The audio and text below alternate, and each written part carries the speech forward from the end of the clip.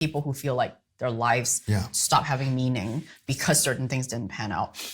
But then you have to find peace with what you have, and then also find joy. And that's, I think, for me, the most important lesson about being a Christian is that if in Christ we still think it's not enough, then we need to deepen our relationship with God, not try harder to get those boxes checked in the world. Yeah. And if we're not secure, even though we know the Lord, then maybe we don't know the Lord well enough yet. Well, hello everyone. Today I get a chance to get to know Ilaria Chan, because this is probably our first time where I've gotten a chance to sit down with you for a long term to just talk and get to know you. So welcome. Thank you for having me. Well, we're in Austin today. We're in the midst of the Sunday service. You're doing a bunch of different interviews, moderating panels, speaking, all of that. Ilaria, for those who don't know you, what do you do for a living? So my first career was with Goldman Sachs. I was in New York in charge of taking Asian companies public. And then I took a career break where I just, traveled the world. I went to culinary school. I became a food judge. I volunteered with the homeless for a bit in San Francisco, and I kind of traveled internationally with some NGOs, which later I had the honor of joining them on the board. I joined the tech company Grab in 2017, and that was a very interesting journey to pivot into the tech sector. I started with the corporate finance side of it, was with the team when we raised the pre-IPO round, and ended up, the company went public in 2021 on NASDAQ. And then I was the founding chairman of the think tank that came out of it called Tech for Good Institute. Wow. So Tech for Good Institute is a think tank that was founded and funded by Grab. We still are. And the mission of our think tank is to bring together the public and private sectors in Southeast Asia. There's 10 countries in Southeast Asia. Grab operates in 8 of them. We want to make sure we're harnessing technology for the good of society for everyday people. So I still am the chairwoman of the think tank. I still am an advisor to Grab, the operating company. And I serve on several boards, ranging from humanitarian organization for orphans in developing Asia to education, technology, venture capital, to geopolitical council for Stanford between U.S. China, and also Women Empowerment Initiative, and recently joined World Economic Forum's Global Future Council, which is like its form of think tank. And now living in San Francisco, and now you have a baby too. Well, not a baby anymore. He's almost 3, but Oh, 3. Okay, got it. But he was a baby. Yes. Yeah. And how do you balance all of those things each and every single day? I should ask you the question, because you balance it better than I do. I think just everybody in this world is trying to juggle multiple things. But when I'm an older mom, I had my son when I was 40, and you just physically get more tired. But it's just a day at a time. I spoke about it in the panels like yesterday. Like, I'm famous for doing board calls on Zoom in my bathrobe with no makeup on, because there's just no time for it. And so there's just some things that you got to let it go, and some things you focus on. Like today, you're sitting here with you. I got dressed and took a shower because this is important. And some things you just don't let it bother you and just get on with it. But it's daily bread. Each day. You mentioned that you went to culinary school. I did. And it was something probably you're interested in. How did you know this isn't for me? And you pivoted into something completely different. It was just for fun. I was very tired from Wall Street. It was post-financial crisis. It was just many years of very dramatic and long hours. So I just wanted to learn a trade that I really was curious about. And I just, did vocational culinary school, and I wanted to open restaurants. After going to culinary school, I decided I never want to open restaurants because it's just too hard. And it was great to learn what that trade is all about. They deserve our respect. It's a really tough job to operate a restaurant. Before Wall Street, all this stuff, when you were in high school or college, and what did you want to be? And what was your major when you were, because were you born, or were you living in the US or Hong Kong at that time? I'm from Hong Kong. I went to boarding school in the UK, and then university was at Stanford. Didn't know. I didn't have a clue. It was just, I was a musician growing up. And then in college, I studied mainly economics and politics. I was always very interested in international relations. And after graduation, as a good Asian girl, I just wanted to work for an investment bank to make money and get the brand name. It was very superficial. So I was like, okay, Goldman Sachs is giving me a job. I'm going to try to make it there. But it was not some grand noble calling. It was really what does the world want me to do right now? Yeah. And then once you're in it, you try to survive, because it's a grueling career to work in an investment bank and a bank like Goldman Sachs. But it was a great learning experience. Yeah. Speaking of learning experience, during your years at Goldman Sachs, what did you learn about leadership and about yourself working Goldman Sachs?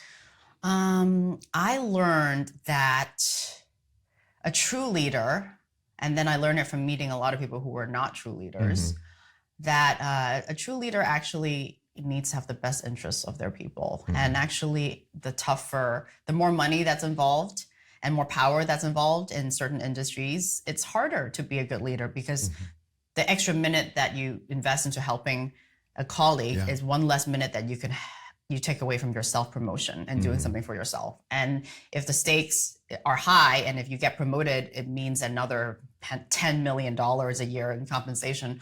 Why do you invest in others when you can just make it about yourself? Yeah. So that's actually the tough decision in a lot of these industries, where treating others with dignity and service is less attractive, because the world is telling you there's more out there if you are out for yourself. So that's something I saw every day. I think people who mean well, they start off meaning well, but somewhere along the lines, I think the game just takes over you, and it's a daily battle. So for myself, I was too junior to make an influence. I was just trying to get promoted. And by the time I was senior enough, I was so fed up with the industry, I actually left. Wow, okay. Yeah, I left when I was a young executive director, and I was 28. And speaking of that, talk to me about ambition. What did you have to learn about ambition? As a Christ follower, some of these guys are sitting here is, Ilaria, why didn't you just push it through? Why didn't you just continue to rise up in the ranks and figure out talk to me about ambition, how you had to navigate through some of those things and your departure as well too. I think ambition is an endless thing. In an investment bank, you go from analyst to associate to vice president, executive director, and then managing partner and managing director. And that's the highest rank. So I did 4 out of 5. But then I realized that people who were on the rank above me, they also think, what's next? Yeah. So if you're a managing director, then you think, oh, I need to be partner, which is the most exclusive rank of managing directors. Once you make partner, you're worried that you're going to get pushed out, which is what happens when the new partners come in. They kind of want to secure their ranks, and so they want to push out the old partners.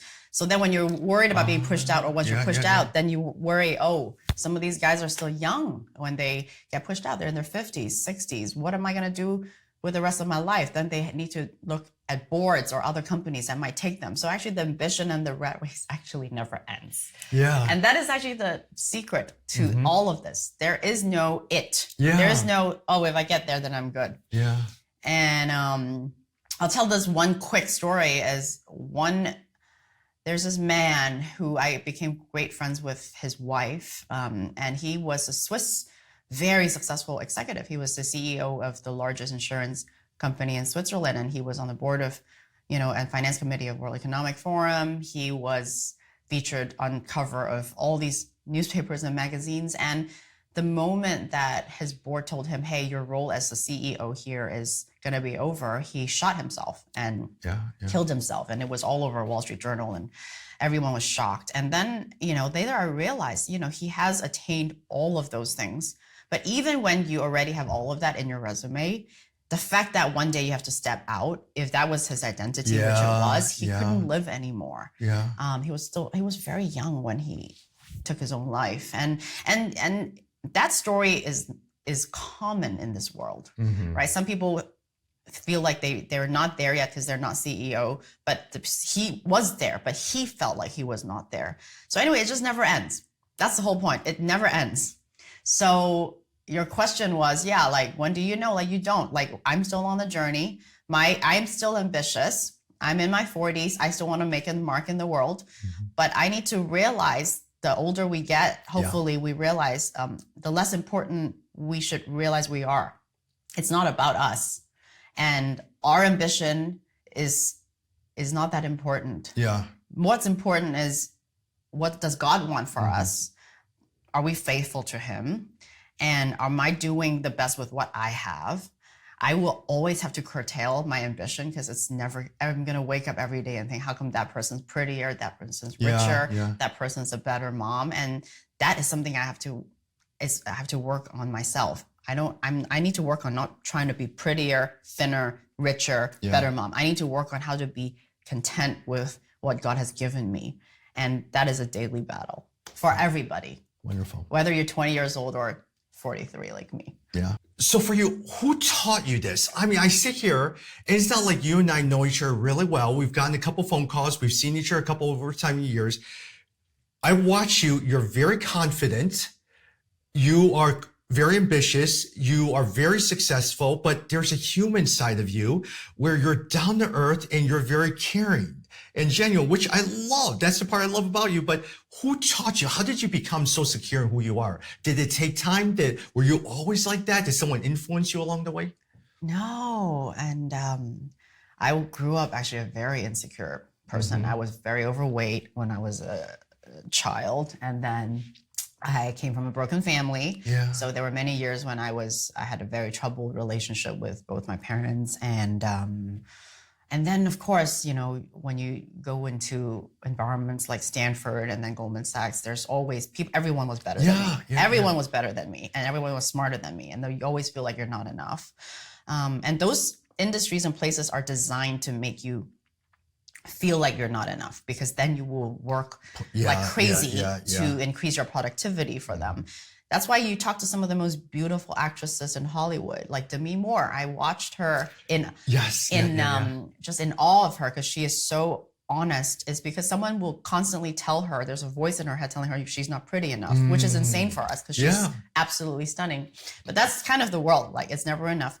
It's over the years of many failed things, relationships, dreams, and you know, I was single until I was almost like 39. There were many things that I thought my life would have worked out and it didn't. And then when it doesn't work out, you realize you still have to find joy. Otherwise, why wake up tomorrow? And that's a whole separate topic, by the way. People who feel like their lives stop having meaning because certain things didn't pan out.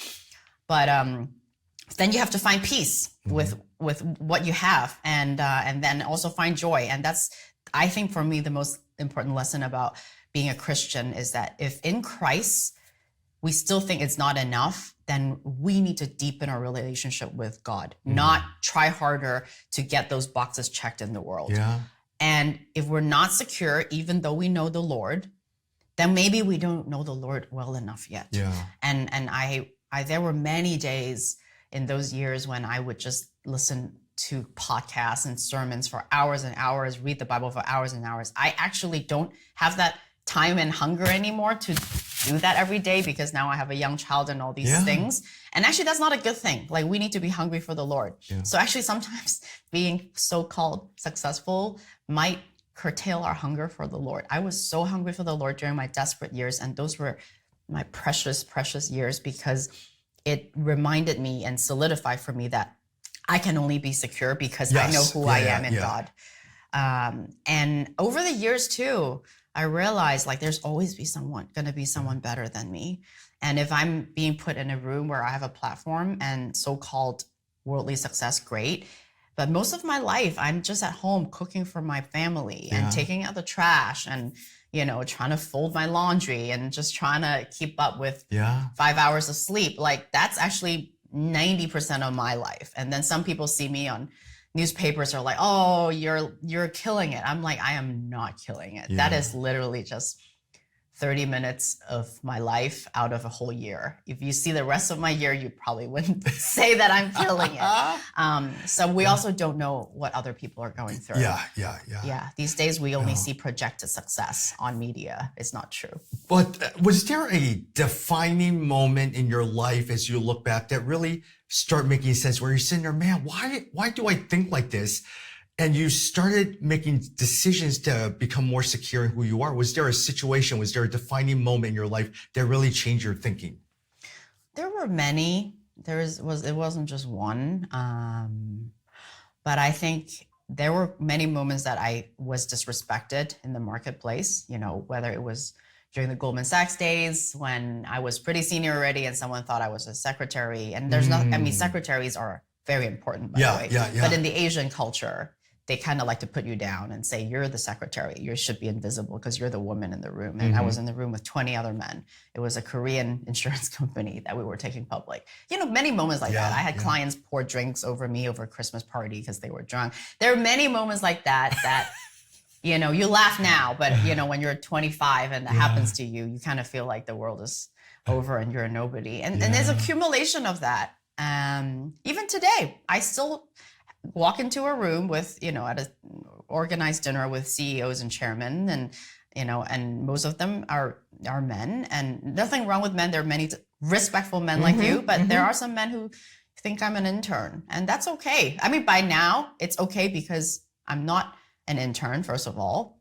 And even if I am an intern, you should respect me because I pulled my weight and I have my value to add. And if I were an intern, you should actually try to teach me the trade so that I could advance and be productive in this field. So people who actually disrespect you because they think that you are lesser in ranks, that you're not important to them, those aren't really people that deserve respect, period. Why do I care about what you think of me?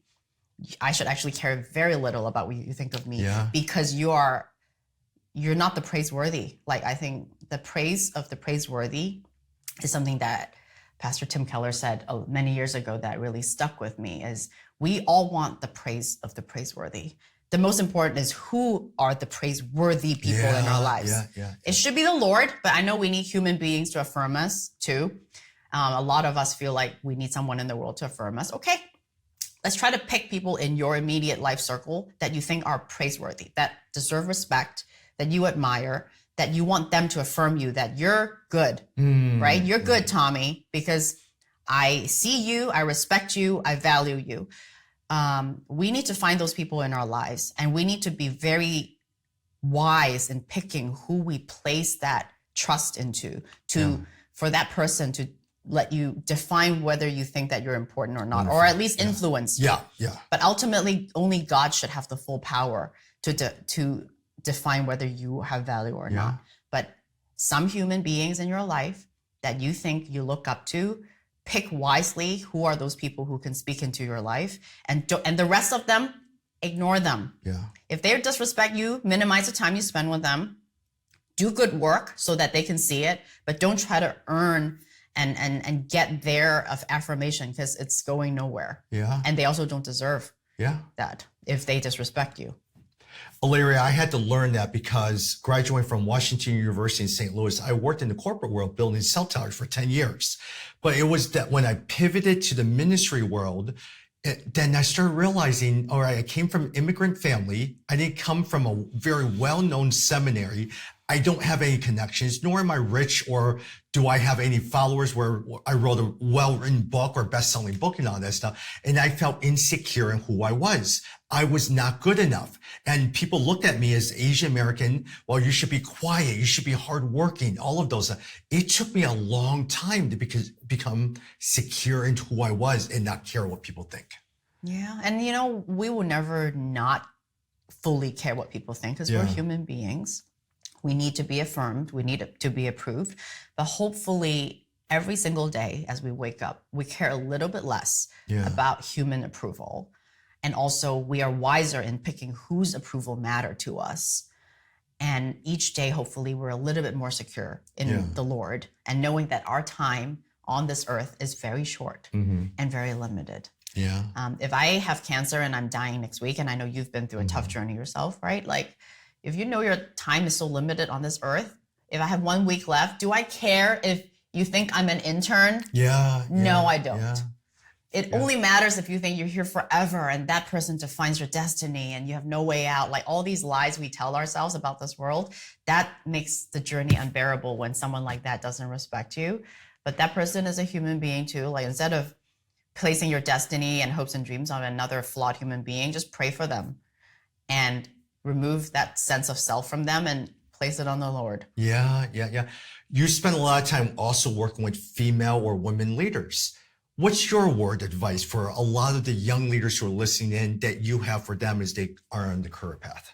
There's this women empowerment thing is huge, and I am a big supporter of that, but not blindly, right? I have been bullied by many. Actually, some of the worst bullies in my life come from women, because there are other women who feel insecure about other women rising up, and they felt like there's a limited quota for women leaders, so they should not try to help other women. There were a lot of people that I met earlier in my career that were like that. And they're fantastic women that are just allies with you, gets you, like, and goes through the same things with you, trying to juggle everything from, making sure your husband's dry cleaning is picked up, to how to run the board, to, making sure every employee is okay, to baking cookies for their kids' school event. There are many women now that I meet that are like that. And I would just say, like, if you're a women leader out there, if you're a rising leader, like, find women that you can fully share your heart and journey with, that can really support you and be with you and fight the war with you, because women fight different battles than men sometimes. But also find male allies, because men are not the enemy. There are many, many, many wonderful men that have helped me, encouraged me, that I look up to, and find allies like that. And then for the people who disrespect you, try to show them how a redeemed version of being a good man can be like. And if they don't listen, dust and walk away. Was there a situation, that you had to deal with where you walked into a room and they just completely disrespected you and all that? I'm sure you have many. Was there one situation that sticks to your mind? And how you had to overcome that? When I was younger, like I mentioned, very often, when we bring in like management teams and CEOs, especially from Asia, because I was taking Asian companies public, they often disrespected me because I was junior. So there was nothing I could do, actually. You just need to act dignified, but also do good work. That was what I did. Instead of go home and cry and complain, like, I just did really good work. So eventually there were, some men who really just said, thank you. Like, you did a fantastic job. Wrote to the CEO of Goldman Sachs, highlighting my name. I was like, I thanked those men. Those were, especially, that was a white man, I remember. I was very respectful. And I was very thankful to him because I did good work. And so just that was my lesson when I was more powerless. Now, I often get invited to rooms and dinners and gatherings where it's mainly men, and it's clear that I'm their peer because I have an equal seat at the table, and they and that's okay. Like, when you're a very young-looking Asian female, there is something about it that makes them feel like, oh, you should be taking notes instead of telling me about your insights. But again, it's the same thing. I just do my work. And I also realized the more you don't care and the more you are confident and respectful, but you are not a doormat and you hold your own, people will respect you after a while. And if they don't, that probably means they don't respect anybody. And I love the part before we got on the camera, you started talking about let your work show you that you deserve a seat at the table. I love that. I love that. Yeah, and actually, but don't expect everyone to buy in. There's still people who still treat me like an intern, and that's fine. It's their loss. Right? And if someone disrespects you, it's probably they're going through something themselves. And that's okay. Love it. Talk to me about Southeast Asia. Why should people get excited about Southeast Asia? What do you see from Southeast Asia that gets you excited? Well, aside from Singapore, almost all of the other countries are still developing countries, which means that there are social problems to solve. There are rising middle class to develop businesses for. There's a lot of room for chaos, which means there's a lot of room for growth. There are some nations like Philippines, Vietnam, that are very young nations, where most people are under 35 years old. They're working, they're wanting a better life. So it's a right place for business, commerce, ministry, social ventures. Everything can come alive there. I would say that I am excited because in this age where US-China is having a lot of tension, and I am a part of work that's trying to, alleviate some of that, you also realize there's places that benefit from it, which is Southeast Asia. A lot of Chinese companies are setting up shop and manufacturing plants, et cetera, in Southeast Asia. A lot of people from the West, especially the US, is trying to woo countries like Southeast Asia. So there's also a lot of favorable tailwinds and attention to the region. So there's a lot of very lively activity going on in the region. Very, very good. For all sectors. And if you and I had our roles reversed, and you were sitting here asking yourself questions. What are questions that I didn't ask that you would ask yourself? I don't know. It's hard to constantly put the spotlight on myself. I think yesterday there were good questions just about leadership lessons, and it's a very simple answer. Is my answer, if I have to sum up leadership values, is like, it's not about you. It's not about me. And every day if I walk into a room and I realize it's not about me, then it helps me to actively think about, well, what is it that other people need? What is it that this task needs? What does this cause need? It removes the melancholic burden of always thinking about me. How do I get others to recognize me? What does God want me to do? How do I, get my calling right? And these are all good things, by the way. Yeah. But when everything is about you, then we miss the point. And the world becomes a very boring place. Yeah. The most boring person you can meet is someone who just talks about themselves. The most interesting person you can meet is someone who is interested in other people and in the world and curious about others and taking a step further to want to serve you and do something positive for others. So let's just be the more interesting person. Yeah. So for me, it's literally, it's not about me. Very I wake good. up every day, try to remind myself of that. Yeah. Now, these days, you have a 3-year-old son. How are you as a parent instilling some of those values into him? I am still learning. Yeah. I wish I had the answer. I really don't know. I think I learned from observing how other people that I admire who have raised good children, how they do it. Because your Asian parents in Hong Kong probably raised you differently than how you would raise them your son. Yeah, I just love them like mad. I remember one of my mentors from Scotland, he actually said, you just love them like mad, but at the same time, always explain to them what's right and wrong, even when they're little. So don't overly indulge them, but don't overly punish them. Love them. Love them, but also always tell them the truth. And I had to realize really early on, my parents were very hard on me. And this was in the years when they still believed in spanking and all the other stuff. And as hard as they were, I said, I'm so easy on my girls. But I have to realize that what I think is easy, sometimes I'm a little harsh with them. So my wife has to remind me, sometimes you're too hard on them. So I'm learning what it means to deal with 2 young girls in my household. Yeah, I mean, I don't know. Probably a lot of cohort members are too young yet to have families. Some of them might already have. And it's a beautiful thing to learn how to deal with a human because it's holding up a mirror against ourselves. Yeah. One last question, and I want to do a couple fun questions as well too. When do you know it's time to leave something?